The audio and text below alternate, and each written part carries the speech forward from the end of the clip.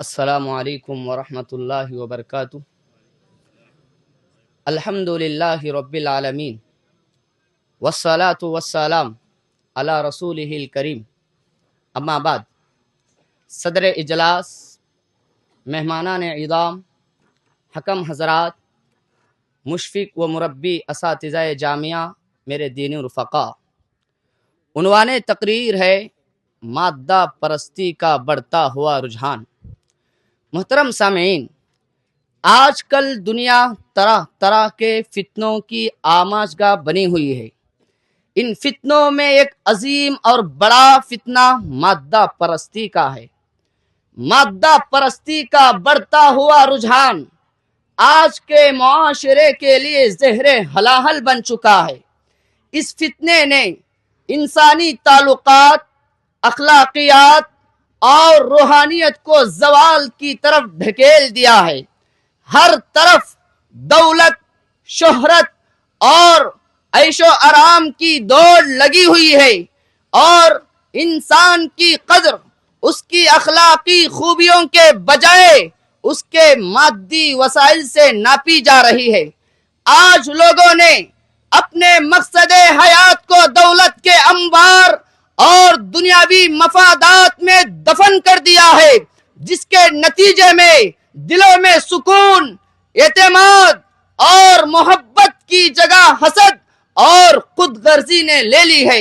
یہ رجحان نہ صرف فرد کے اندرونی سکون کو تباہ کر رہا ہے، بلکہ خاندانوں کو توڑ رہا ہے اور معاشرتی توازن کو بگاڑ رہا ہے۔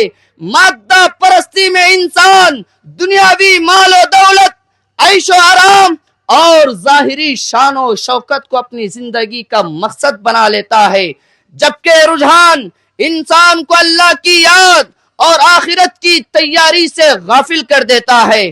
مادہ پرستی انسان کو آج معاشرے میں جھوٹ، رشوت، دھوکہ دھڑی، لوٹ کھسوٹ اور حقوق کی پامالی اسی مادہ پرستی کے کرش میں۔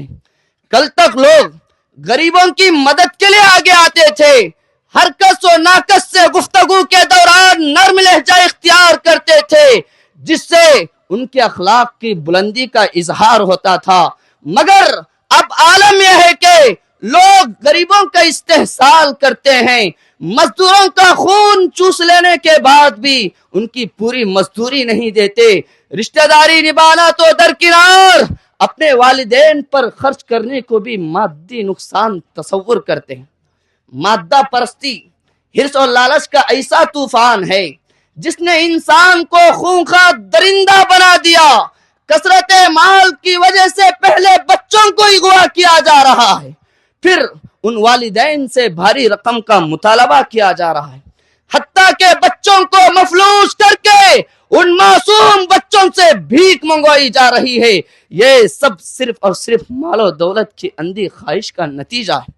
ڈاکٹرز جن کا مقصد انسانیت کی خدمت ہے، وہی مادہ پرستی کے جال میں پھنس کر مریضوں کے لیے مسیحا بننے کے بجائے جلاد بنے بیٹھے۔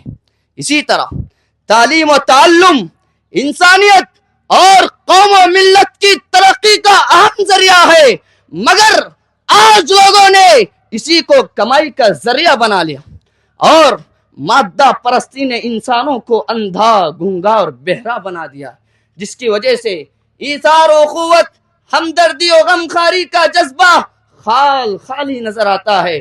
محترم سامعین، آج انسان اپنے مقصد حقیقی کو بھلا کر دنیا میں غرق ہو چکا ہے، حالانکہ قرآن مجید ہمیں بارہا دنیا کی حقیقت سے آگاہ کرتا ہے۔ الہاکم التکاثر، تمہیں زیادہ مال جمع کرنے کے حرص نے غافل کر دیا۔